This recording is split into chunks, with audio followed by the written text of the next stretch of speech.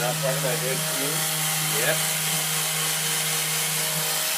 What are we doing here, Dr. Ben? What are we doing? Alright.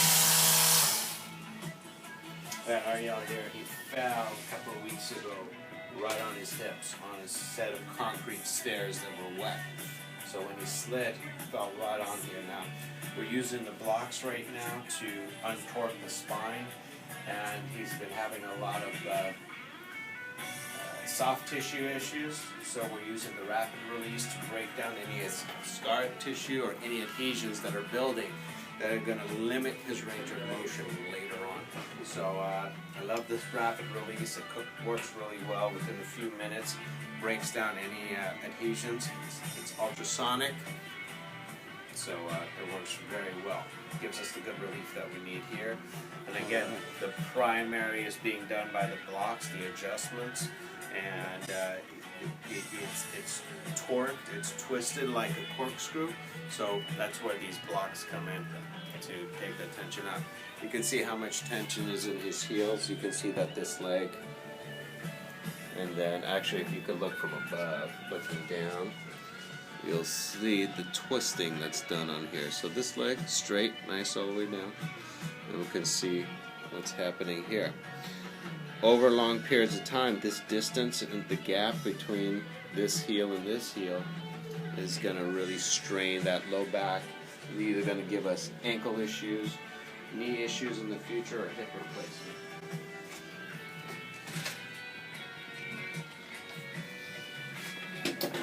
So we're going to use the drop mechanism on this table to correct this low back.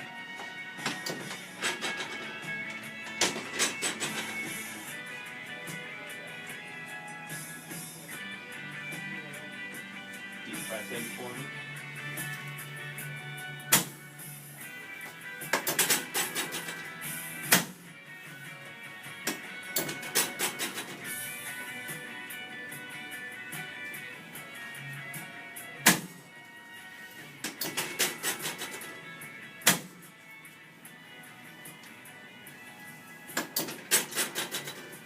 We're going to go into L4, has rotated, and you can definitely feel it sticking out. This is his major area of complaint, and so we're going to get in there. In fact, we're going to crank that up a bit just to open up the joint and increase the tension.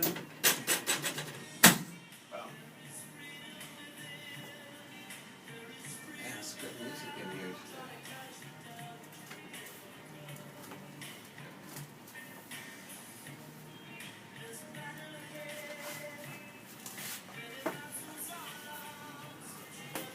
Now we haven't cleared out the cervical spine yet, but I just want to see how the low back is doing.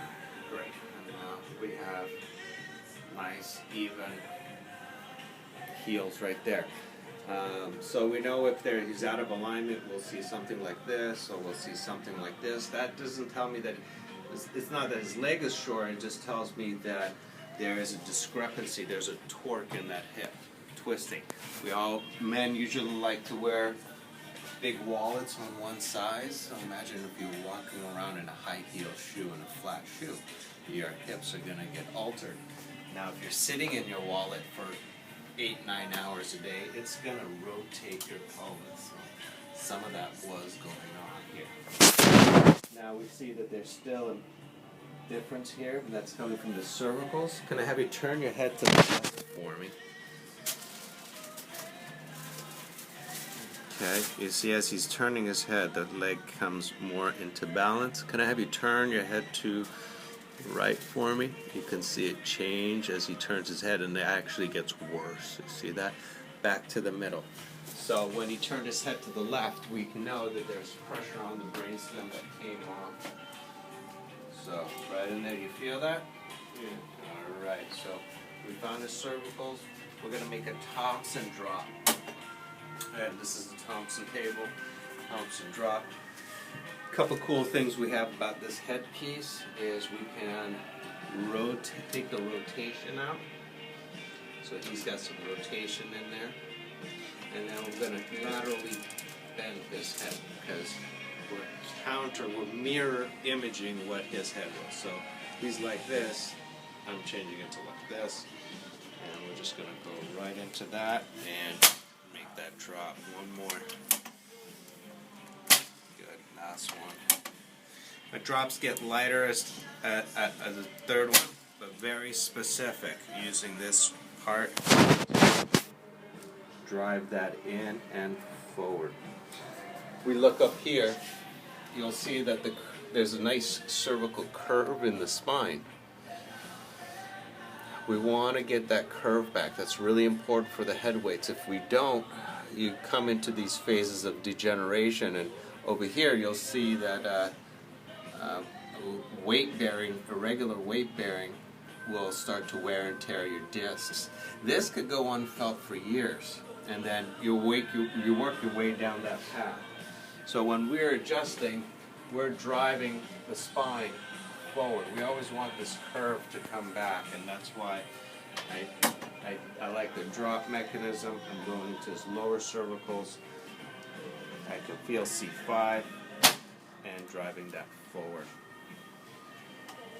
How's that feel to you while you're laying down there? Great. Totally fine, non-invasive, patient's not tightening up, so it doesn't require a lot of force. When you have somebody who's, you know, it's like, oh doc, don't do that, can't adjust them. Here, you can see totally relaxed, doesn't take too much force. As a chiropractor, this will save your back, it'll save your shoulders, save your wrists, and patient enjoys that better. I like this one.